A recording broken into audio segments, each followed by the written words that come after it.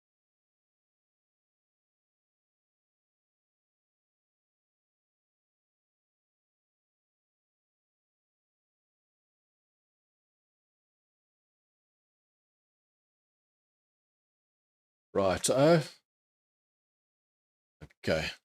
Just remember, the email's there for you guys, but if you've got real questions or anything, drop them in the comments so I can answer them, because I can't sit reading a lot of emails all day as well. So you can drop me the emails with the stuff and whatnot, Shane. But if there's like serious questions, I get a lot of emails with sometimes questions in and stuff, and it's difficult to cover them all. Okay. Like I said to you guys, I don't like sitting typing and trying to answer the questions. I'd rather try and answer them online on a video, on a live, or in the mornings, or you know, on the members' videos, or on a video as such made specifically for that purpose. And now you can see, guys, by the way, we were talking about 5-minute trading, okay? And now you can see how 5-minute trading is working, how it works, and why you can have good trades and bad trades, and how things can work, and how things can work for you, and how things can work against you. That setup probably would have waited for the green candle before taking the long there, but yeah, here as well, maybe a green candle and the long will work, and it will start going up again. So you can see how quickly 5 minutes can turn around, and that's why I say, so you know, that the amount of loss that you're taking is in 20 points rather than the 200 points that you're putting a stop loss in on a 4-hour chart or something like that. You know, for a lot of people, 5-minute trading is more exciting. It's more, makes your blood flow, and it keeps you going and whatnot. But yeah, depends from person to person. Okay, so there it's going to start going long now. So after the 5 minutes, it's 4 minutes 40 there. If that's a green candle, you can go long. And then you can take it from there. Let me just see here. Open the email. Yes, comes through. And boom, boom, boom, boom, boom. There we go. And we'll see what email comes through there. Don't forget your investments, guys. Investments are seriously important. You do have to keep going with the investing, eh? Every month, put a little bit in. Make sure you're investing. You know, get your equity account open. And if you're young enough to be investing for another 20 years, you'll make an insane amount of money. Let me show you again, because many of you might not have seen this. Many of you might have, but many of you might not have seen this. So I think I'm just going to go through it again and show you quickly what that is all about. Okay. Back on the news. The news is interesting, actually. If you're investing, and you're investing for a period of 20 years. So let's say you've got 20 years. I'd say most of you have got 20 years. And let's say you've only got a starting amount of $20,000. I don't know, some of you might have more, some of you might have less. But let's use 20,000. Why would we have a return rate of 6% if we're investing in the stock market when we know we can average 25% quite easily? Okay? Doesn't matter what you trade, doesn't matter what you buy. When you're buying for investments, you look at the business and you say, oh, there's Amazon, that looks good, I'll buy that. And you just throw money at it. And then you leave it and sit and forget. Unless, of course, you hear rumors that it's closing down, in which case you take all the money out and put it into some other business. But what you do is you choose 3, 4, 5 to 10 businesses, depending. I choose quite a few businesses in South Africa, and quite a few businesses in England, and quite a few businesses in the USA. And then I put my investment accounts in there, and I add to one of them every single month, one share, whichever one. If it's Anheuser-Busch, if it's Spar, if it's Amazon, if it's Coca-Cola, and then I'll say that one's getting my money this month because it looks like it's pulled back a little bit and it's worth the buy, and I can add to the account. Like, for example, now I will most likely add to NVIDIA because it's pulled back a little bit and it looks like an interesting buy. So what I'm saying to you guys is, on average, 25% is actually quite low. Some years you make 40%, some years 30%. Just depends on your portfolio. But 25% is a fair figure to put in for what you might make. Now, I don't know what you can afford per month, but if you can afford $1,000 per month for 20 years at 25%, adding in to your portfolio, you will have, at the end, an amount of around 6,302,626 over 20 years. Your total contributions will only be $240,000, and you'll have a total interest amount of $6 million. Not bad. Not bad. Now, I do understand that inflation's going to make that figure look a little bit, iffy. But it'll still be a lot of money. It'll still be a decent amount of money. And you'll be all right. I mean, if you could do it for 30 years,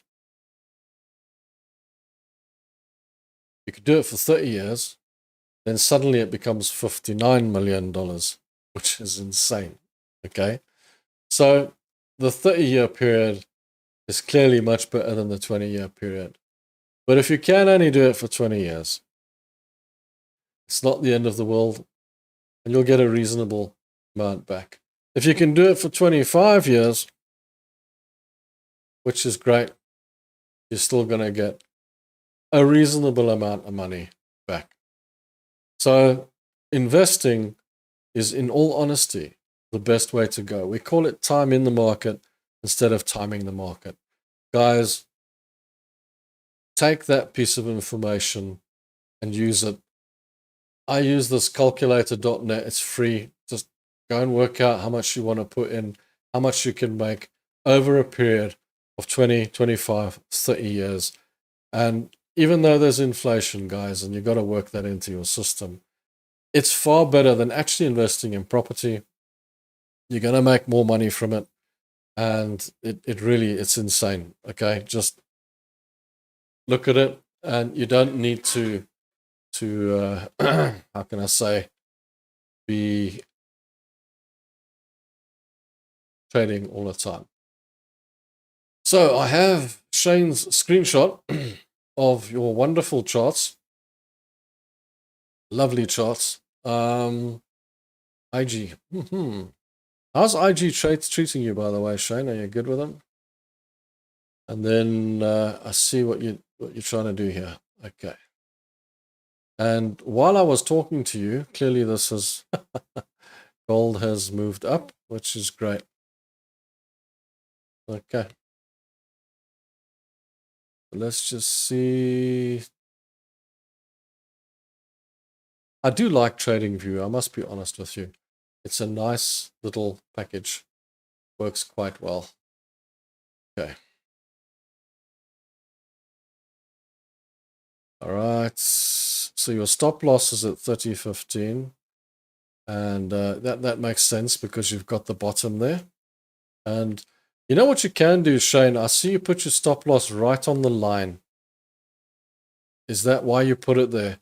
I would give it just a little bit of space, because when they look for liquidity, or when I don't want to call it the algorithm, because I don't want you guys to think that it's a robot.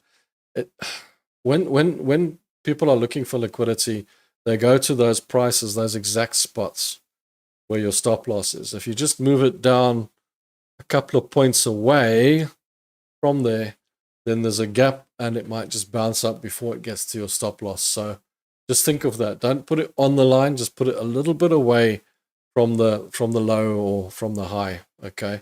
Just keep a little bit of a gap there. It works. It does work.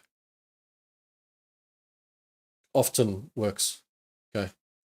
Yeah, so that was Shane's chart, by the way, guys. Okay, now. Okay, there we go. Right. And then there's the NAS 100 messing around as well. Okay. Okay, your mental stop. That's my physical stop. My mental stop is under the 50. Okay. Just as long as you're watching it and it doesn't take it out, you know, when you're not looking, because that's always the issue. It's okay. So you prefer black bull to IG? Okay, you know, it just depends where you are and who you're dealing with and all the rest of it. But yeah, I've heard black people like black bull a lot.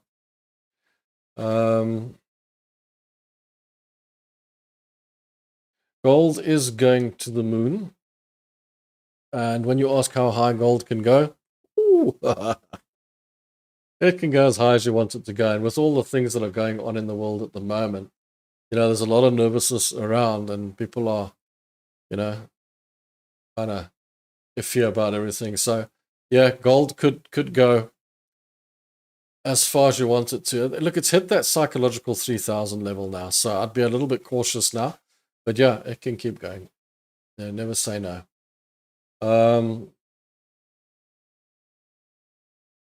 So Kevin, you say so you're late because you have your kids staying, so you chef, cook, dishwasher every day, and mornings pretty manic. Haha. I think I must come stay with you, Kevin. Jeez. I need chef, cook, dish. All of the above. Shane, I did trade with them in the past. I still do have an account there, but I don't trade much there anymore. I find them expensive, and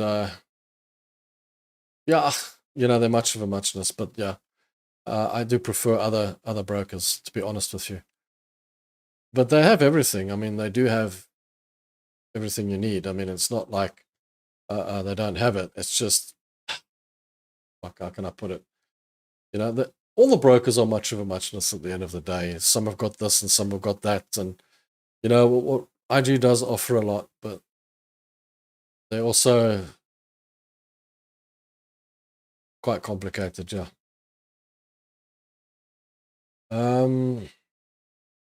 Yeah, there you go. So I'm not the only one who feels that they're a touch on the high side, yeah. And but they do have. I mean, for years now, even in the old days, I mean, wow, they were quite far ahead of, for example, GT247 and all that when it came to the technology and the charting and all that sort of stuff in the past. And they were very good with that sort of stuff, you know. I remember sitting trading on my phone with IG, thinking, "Wow, this is it, eh? This is the stuff." But now everyone's kind of matched up to it and gone past that. So,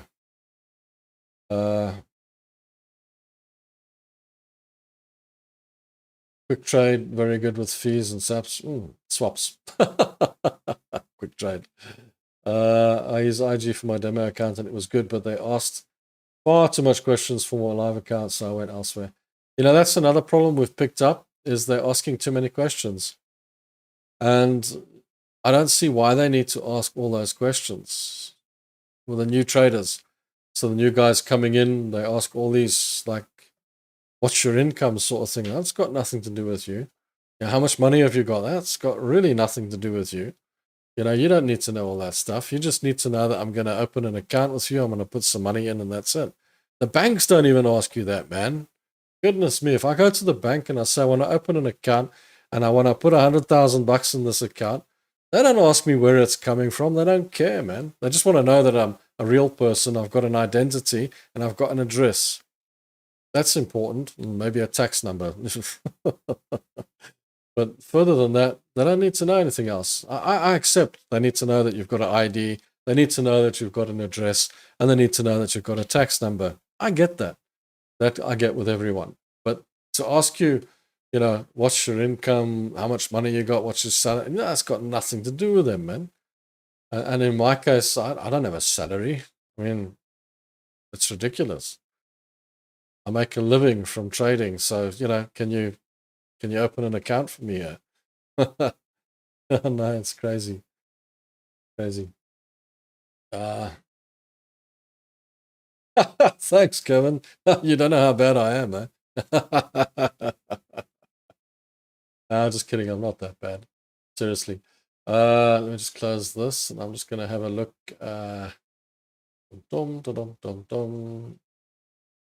Brent crude oil. Yeah, you guys can't see this one, probably better because I didn't realize, I'm not sure. I'm just making sure your account number is not showing up on here. Yeah, let me just be careful with that. Okay, so if you send the screenshot and it goes live, Shane, just make sure your thing at the bottom is closed, because I see the account number comes up there and I don't want to accidentally put that out. So I'm not showing this one. I just want to have a look here. So you're looking at Brent crude. Is this also on the 5 minutes? So 5 minutes. It's still going up beautifully as far as I can see. I don't see any problem with it. Going up nicely. It's not stopping, is it? So it's in a trend. It's going fine. We're long on Brent on the long term, on the bigger one. And you long on it as well. So your average full price is pretty similar to ours. Ours was a bit less at 71. And your take profit, 74, pretty fair. It's probably where it's going to get to. Stop loss 70.5. Our stop loss is a trailing stop. It was at 68, it's now at about 69, 70 already. It's pulling up. But yeah, pretty good. And I think it's going to go pretty strong. I do see you using Bollinger Bands. Do you like Bollinger Bands? I hate Bollinger Bands. But yeah, it's running along the band. And yeah, it hasn't broken out of it, so it's not going to come back just yet. I guess you know how that works because you trade with Bollinger Bands. I was actually do a video on Bollinger Bands. Somebody asked me, but phew, I just never get around to it. I have traded with them before. They work nicely on the lower time frames, but on the higher time frames, they kind of leave you in the doldrums. But yeah, nice trade. It's going well. And yeah, as I say, we've got obviously a similar trade on the Brent. Where's the Brent crude oil? Brent crude, we've got it on, and we've got it here on the 4 hour. And it's going nicely, isn't it? Hey, how's the Brent crude going? Brent crude is in profit, doing okay, so we're happy with that. On the 5 minute, if we were to look at Brent, now mind you, let's have a look at it on your moving average crossover. Completely long and bullish. Look at that. You see that all the way up. And then on normal price action. Oh, by the way, your NAS 100 on price action should be long now. Look at that long candle. Should be a long trade going up now. And then Brent crude on a 5 minute. I didn't show you Shane's chart, but here you go. Pretty much what it looked like inside a Bollinger Band, the Bollinger Band's running along here. And it's going, well, worst case scenario is going to come back here and take that money and carry on. It looks like it's in structure and continuing on to the upside.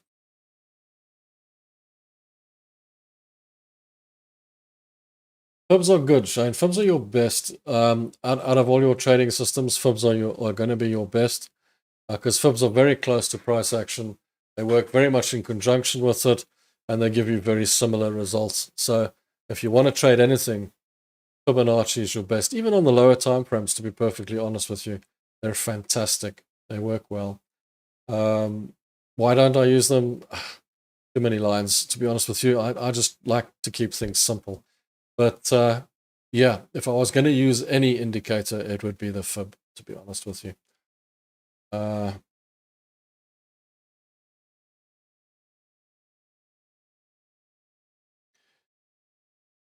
you make any money with trading? What's your win ratio, 1-to-1? Or, okay, win ratio, as I've said before, a win rate is meaningless because you can make $10 a trade on every trade, and then one trade loses you $500 and you're in a loss.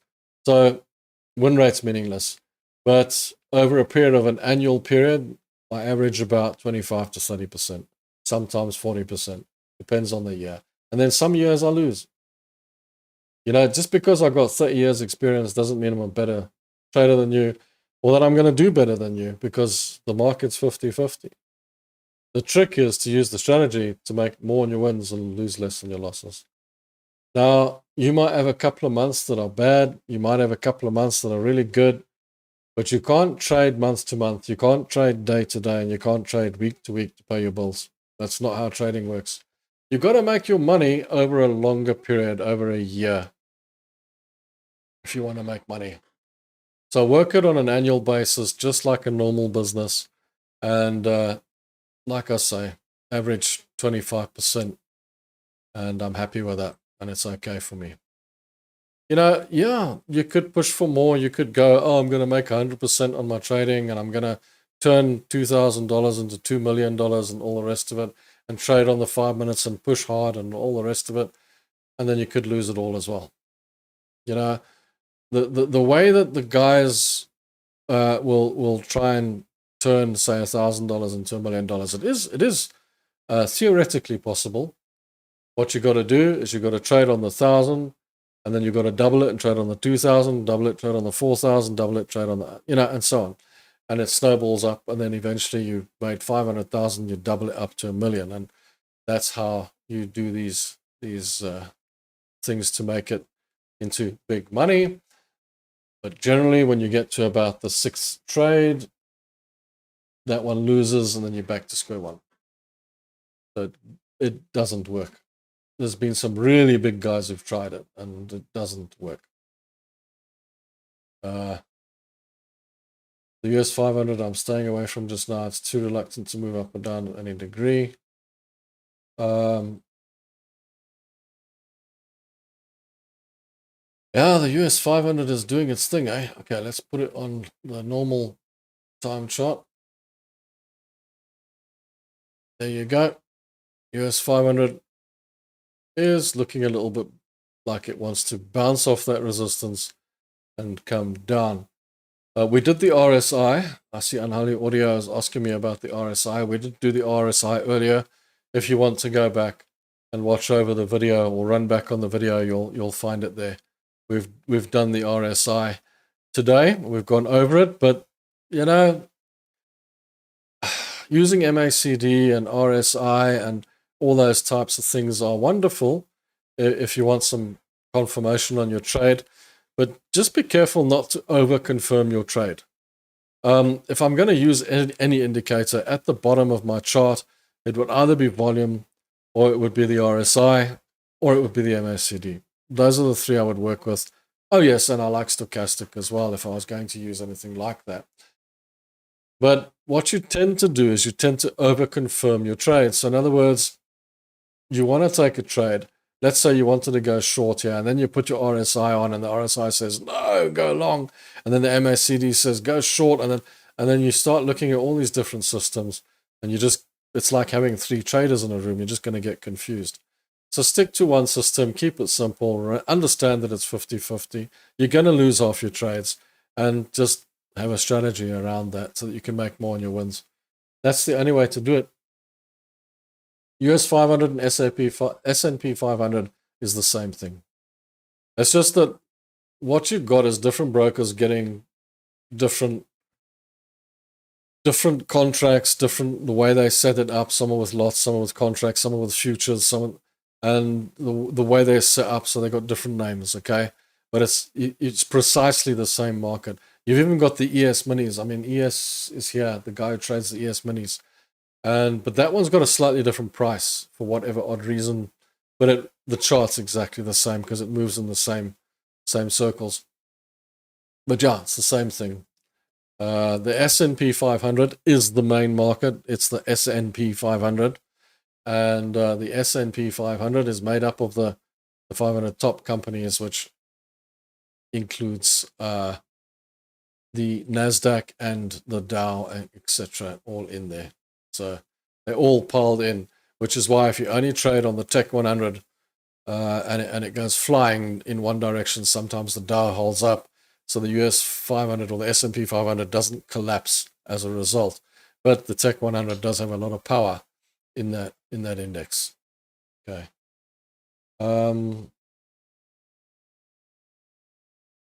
Kevin, USD, CHF. Don't we have that one? Yeah, we do. Okay, we actually have that as a trade, and we're actually losing on that trade with $35 down on it on the account here, Kevin. And it's just being a pain, to be honest with you, because it's come down into support, it's come out, we've bought it, and it just doesn't want to do anything. It doesn't want to go. It doesn't want to play ball. It doesn't want to run on. I do have a trailing stop on it, which, the way it's looking at the moment, I'm going to move it away because we don't want to get stopped out for no reason at all. And because it trailed up. We were $250 stop loss. Now it's 150. It's fine. I'll leave it at that. I don't want it to get stopped out over here because our trailing stop has moved up, and then this thing is coming back to take it out. But yeah, it's it should bounce out of here and go long still. Should be fine.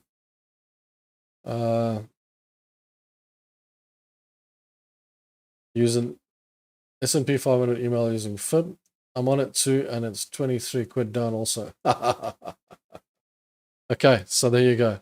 Not perfect, is it? Let me go and have a look at Shane's email quickly. See what we've got. S&P 500. Okay. On the FIB. Okay, you are on the 5 minutes on the FIB.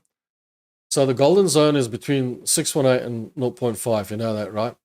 So you're actually in a good spot on the 0.5. It might come down into the golden zone and then give you a nice long trade because it is pointing to the downside at the moment. And I'm also, I see you've got your moving average on there. What moving averages you got there? 21 and the 50, eh? Okay, so your moving average looks like it wants to cross to the downside. So I'm thinking it might come down into the golden zone, 618. Maybe bounce off the 618 long. But that's a good FIB, yeah. Good FIB. So I'm just looking at that and thinking, yeah, okay. So let me show you guys on our charts what Shane has done on the US 500. Okay, let's do it on a 5 minute. Eh?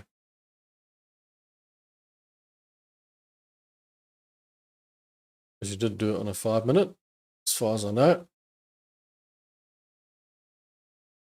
What did you take it from? Because that's your FIB. Did you take it down? Yeah. Looks like you took it all the way down. Okay, I get that. Okay, so my FIB I would take a little bit closer, yeah. So that means it's already gone down to the 100% on this level. If you want to take a longer FIB, then you might be going down to the bottom here. Let me just see what we got on that. That gives you a better level. That's your whole chart. Oh, let me make it yellow so you can see it. All right, so you've used the whole chart for the FIB, which is great. All right.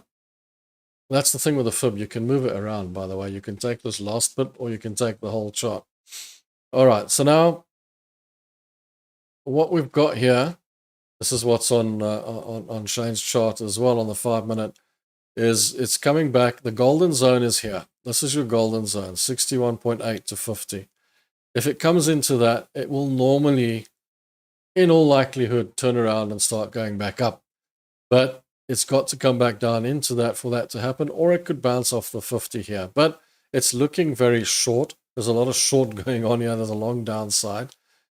So there's a good chance that it could get down into this level and then bounce up. And that would be a good long trade coming out of there. But that said, if it breaks through the 38.2, that probably is going to go long and it's going to go back up and recover. Be careful of opening times later on, because when it opens, it might come down to the lowest low and then shoot up. Okay, so just watch out for that as well. But on a 5 minute, that's quite a run that it's gonna do there. Okay, so that's how a fib works, guys. I mean, what I always look for is the 61.8. I always look for this golden zone. If it's coming into that, there's your choice. It's either going down or it's going up. If it breaks through that, you're dead meat. If it stays in there and bounces up, you're getting a nice trade out. And bounce through the 50 and go up.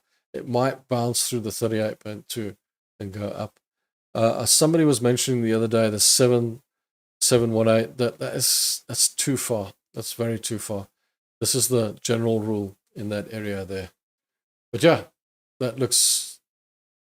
I'd go long, but not yet. It does look like it wants to go long. It wants to recover. Wouldn't be surprised if it does. That said, look at this on the 4 hour again. You see, you have to be careful now. US 500 hitting trend resistance, big red candle, looks like it wants to head to the downside. And yeah, there's a good chance that that's going to happen as well. On the 5 minute, you might be looking for the long, but on the 4 hour, I'm just looking at that. It needs to break through there, and then it's going to head up. Okay. I'm long on S&P 500, daily TF. Okay, thanks, Shane. You're happy to share your charts. That's great. Okay, good. Right. There is one thing I am going to have to go. My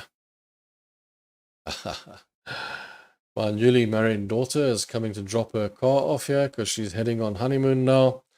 And she wants to leave it here because she's kind of renting her apartment out for the holidays as an Airbnb, so can't leave the car there, and they're married and so on and so on, so she wants to leave the car here, so I'm gonna have to take her home. So I'm gonna have to be on my way, but yeah, it's ranging a little bit, Shane, but not a lot. Okay, so here on the 4 hour, it's kind of recovering and going up. Just before I guys want to tell you, it's kind of recovering and going up. On the what's going on here? All right. So here, it's not really ranging. It's kind of like gone up and broken to the downside. It looks like it wants to sort of try and help itself on the 5 minute, but with those amount of red candles, I'm expecting it will continue on its drop, probably down to the 61.8. It might even go all the way back down to the bottom at the 55. But on this one, I'm expecting it'll probably get back down here to the 55s before it goes up. It seems to be in that sort of trend. So guys, I'm gonna yeah, next time we'll share some pics, and I'll get permission from my daughter. Thanks, Rob. Have a good trade session, everyone. Thank you. Hope you guys have a good trading session. Thursday, 2:30 GMT +2, guys. Don't forget. Thursday, we're on again, and we'll go through it all over again. And yeah, so today we went through assumption. We went through a nasty comment because it's important for you guys to know what's going on. We went through Eben's question, how to use a trailing stop, which I will make a video on. You're quite correct there. I should. And we've gone through trend direction, and that sort of thing. We've also done a little bit on 5 minutes. We've done a little bit on Shane's system with the 2150 and the moving average crossovers, that sort of thing. Don't get confused with moving average crossovers and price action. We normally trade with price action. We're just going over a few things with Shane and what have you to see how that works. Don't get confused with the 5 minute trading.